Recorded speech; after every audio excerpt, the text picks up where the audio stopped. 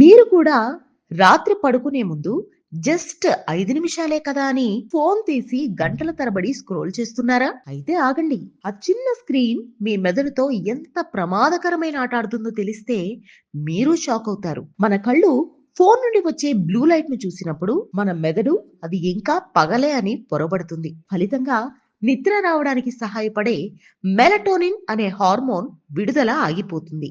Melatonin లేకపోతే మీ మెదడు sleep mode లోకి వెళ్ళదు. దీనివల్ల 3 ప్రధాన నష్టాలు ఉన్నాయి. మొదటిది, మెదడు ప్రక్షాళన ఆగిపోతుంది. మనం నిద్రపోతున్నప్పుడు మెదడు తనలోని వ్యర్థాలను శుభ్రం చేసుకుంటుంది. ఫోన్ వల్ల నిద్ర లేకపోతే ఈ క్లీనింగ్ ప్రాసెస్ జరగదు. రెండవది, జ్ఞాపక శక్తి తగ్గుతుంది. రాత్రి మీరు చూసే రీల్స్ లేదా వీడియోలు మీ మెదడును అలజడికి గురి చేస్తాయి.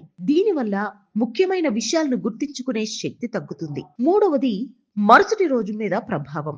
రాత్రి నిద్ర సరిగ్గా లేకపోతే మరుసటి రోజు మీరు చిరాగ్గా అలసిపోయినట్లు కనిపిస్తారు.